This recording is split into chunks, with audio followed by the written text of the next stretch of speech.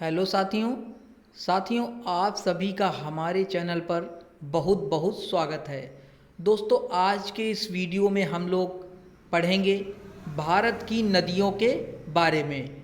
और दोस्तों ये बहुत ही शानदार ट्रिक के साथ हम लोग इस पूरे चैप्टर को पढ़ेंगे और ये मात्र एक वीडियो होगा जिसमें आपका पूरा भारतीय नदियों का टॉपिक कवर कर दिया जाएगा।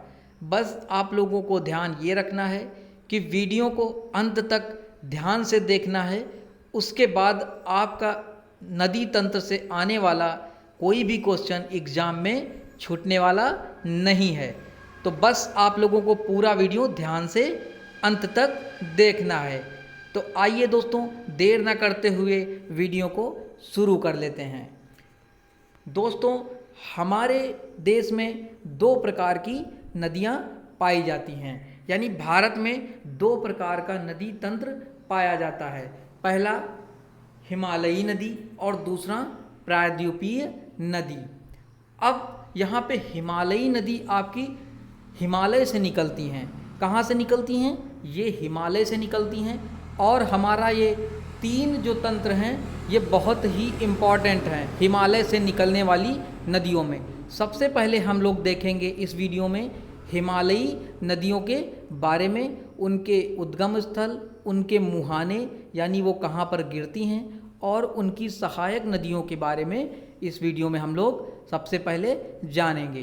तो आइए देखते हैं। सबसे पहला हमारा जो नदी तंत्र है वो है हिमालयी नदी का सिंधु नदी तंत्र। उसके बाद दूसरा है ब्रह्मपुत्र नदी तंत्र, तीसरा है गंगा नदी तंत्र। और ये दोस्तों ये हिमालयी नदियाँ हैं। और प्रायद्वीपीय नदियों को आप लोग जान लीजिए कि इसे मध्य भारत की नदी या दक्षिण भारत की नदियाँ भी कहते हैं।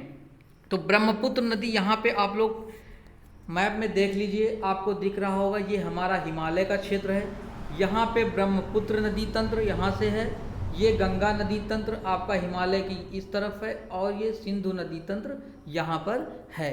तो यहाँ पे आप लोगों को स्पष्ट दिख रहा होगा।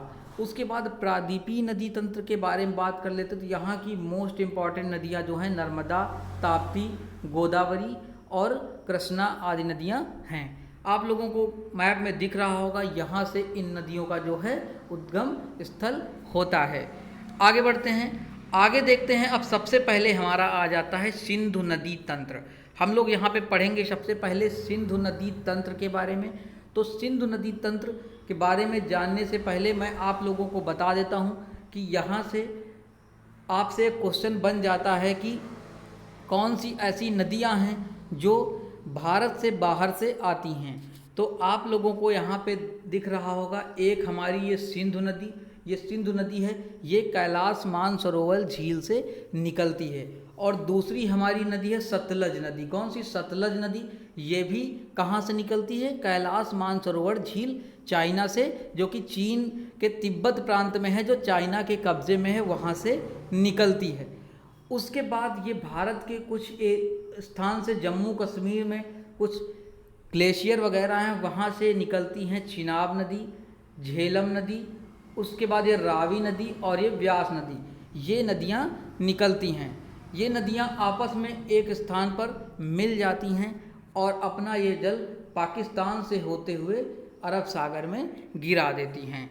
तो अब यहाँ पे देख लेते हैं इससे बनने वाले इम्पॉर्टेंट सवाल क्या क्या बन जाते हैं, तो वो यहाँ पे पढ़ेंगे।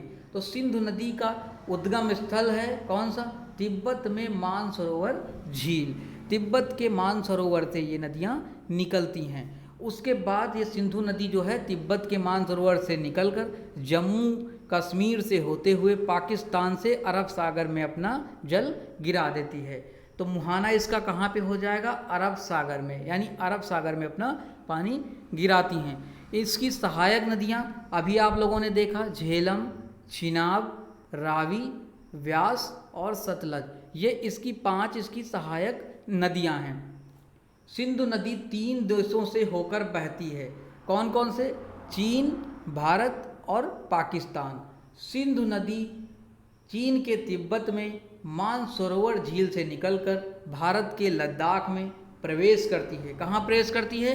भारत के लद्दाख में प्रवेश करती है। फिर यहाँ से पाकिस्तान से होते हुए अरब सागर में गिर जाती है।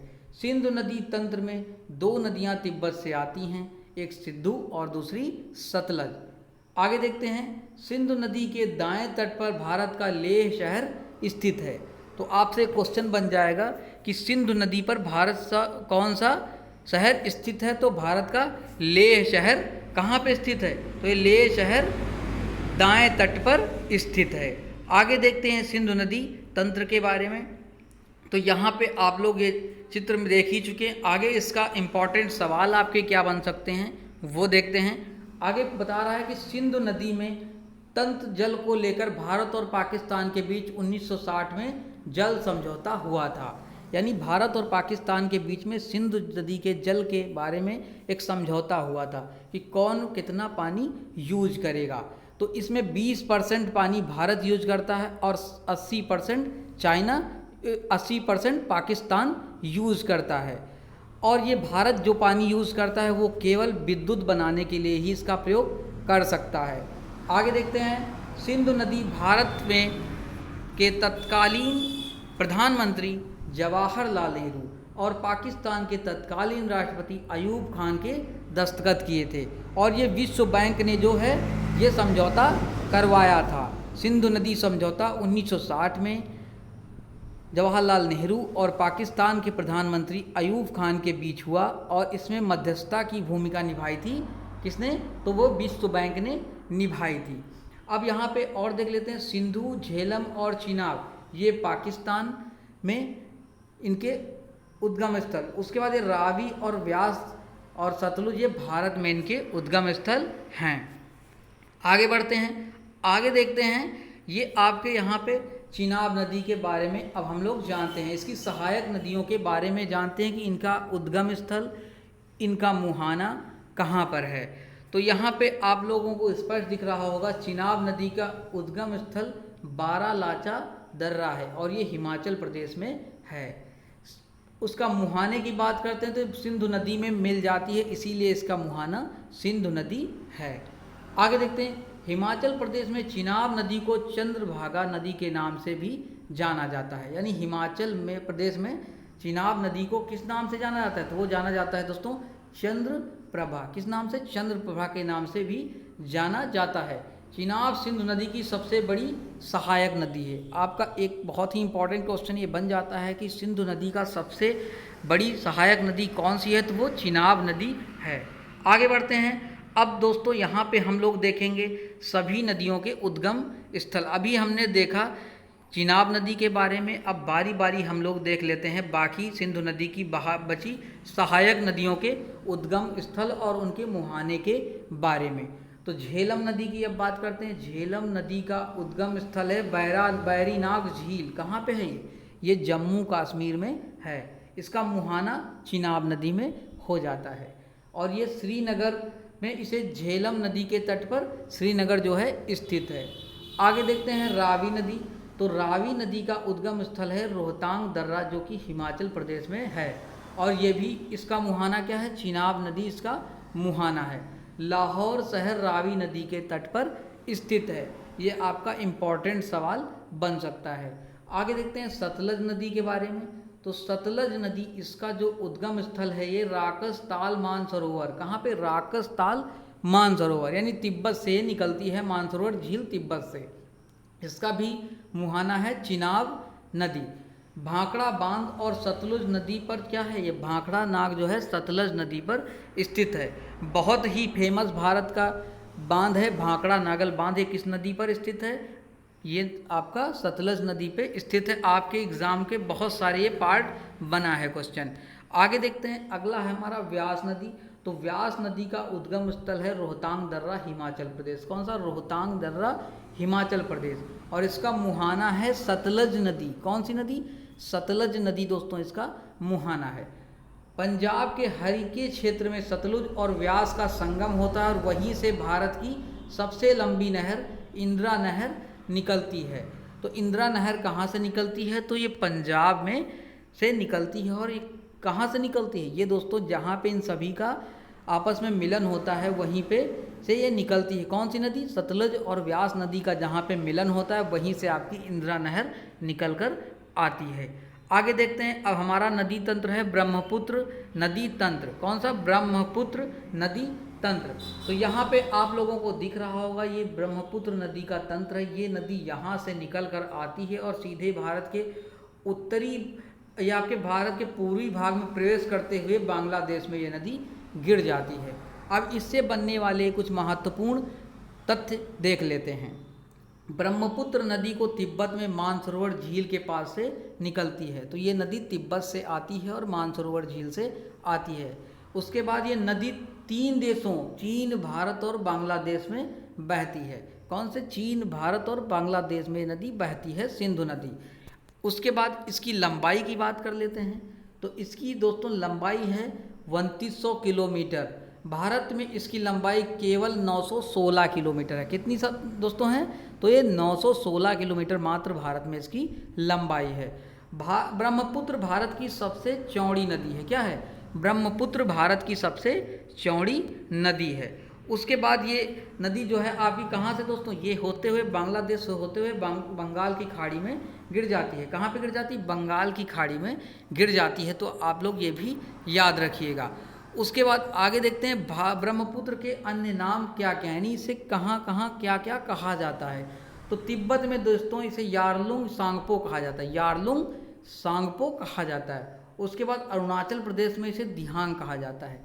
अरुणाचल प्रदेश में सिंधु नदी को दिहांग कहा जाता है। फिर असम में इसे क्या कहा जाता है? असम में इसे ब्रह्मपुत्र कहा जाता है और बांग्लादेश में इस नदी को जमुना नाम से जाना जाता है। आगे बढ़ते हैं दोस्तों, आगे देखते हैं। आगे फिर ब्रह्मपुत्र की सहायक नदियों के बारे में बात कर लेते हैं। तो ब्रह्मपुत्र की सहायक नदियाँ कौन कौन सी हैं? तो एक तो हो गई आपकी ये दिबांग। यहाँ पे सबसे पहले मैं आप लोगों को इसको मैप से प्यार से समझाऊंगा, डायग्राम से। तो यहाँ पे देखिए ये आपकी जो है ब्रह्मपुत्र नदी निकलती है और ये भारत में प्रवेश करते हुए इधर तक बांग्लादेश तक जाती है। तो इसके बीच में कौन सी इसकी सहायक नदियाँ पड़ती हैं उनको मैं यहाँ पे आपको समझाने वाला हूँ। तो सबसे पहले इसकी सहायक नदी यहाँ पे पड़ती है दिबांग। कौन सी? दिबांग। फिर पड़ती है लोहित नदी, जिसे खूनी नदी भी कहते हैं। ये यहाँ पे इससे मिल जाती है। और ये उसके बाद धनसिरी। कौन सी? धनश्री नदी जो है ये भी यहाँ से इसमें ब्रह्मपुत्र नदी में मिल जाती है। ये दोस्तों हम लोग देख रहे हैं बाईं तरफ से मिलने वाली नदियों के बारे में इसकी सहायक। फिर मिलती है कोपिली नदी। कौन सी? कोपिली नदी भी यहाँ पे इसमें मिल जाती है आके। अब दोस्तों इसके दाएं तरफ से मिलने वाली सहायक नदियों को देख लेते हैं। तो दाईं तरफ से इसमें सबसे पहले यहाँ से तीस्ता नदी आकर मिलती है।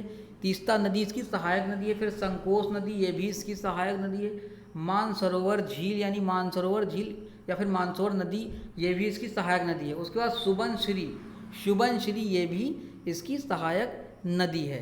तो यहाँ पे आपका ये एग्ज़ाम में बार बार कई बार पूछा गया है कि धनश्री और सुबनश्री किसकी सहायक नदियाँ हैं? तो ये किसकी सहायक नदियाँ हैं? तो ये ब्रह्मपुत्र नदी की सहायक नदियाँ हैं। उसके बाद दोस्तों देखते हैं इम्पॉर्टेंट फैक्ट, दुनिया का सबसे बड़ा नदी द्वीप माजुली कहाँ पर स्थित है? तो ये ब्रह्मपुत्र नदी पर ही स्थित है और ये असम में है। बहुत ही इंपॉर्टेंट क्वेश्चन है, आपके एग्ज़ाम में बार बार आया है कि दुनिया का सबसे बड़ा नदी द्वीप समूह कहाँ पर स्थित है? तो ये माजुली इसका नाम है और ये ब्रह्मपुत्र नदी पर स्थित है और ये असम में, भारत का असम राज्य है उसमें स्थित है। तो दोस्तों ये वीडियो आपको कैसा लगा? एक बात मैं आप लोगों को और बता दूं, इसमें आपका गंगा नदी तंत्र छूट गया है, जो कि बड़ा टॉपिक है, वो अगले वीडियो में आएगा। तब तक के लिए आप लोग इस पूरे वीडियो को ध्यान से देखकर इससे अपने डाउट क्लियर कर लीजिए। और दोस्तों वीडियो अगर कैसा लगा तो उसे ज़रूर बताइए। अगर अच्छा लगा है तो लाइक ज़रूर करें, अगर अच्छा ना लगा हो तो डिसलाइक करना बिल्कुल मत भूलें। और दोस्तों ऐसे ही वीडियो पाने के लिए चैनल को आप लोग सब्सक्राइब भी कर सकते हैं। तब तक के लिए अपना पढ़ाई अच्छे से जारी रखें। धन्यवाद दोस्तों।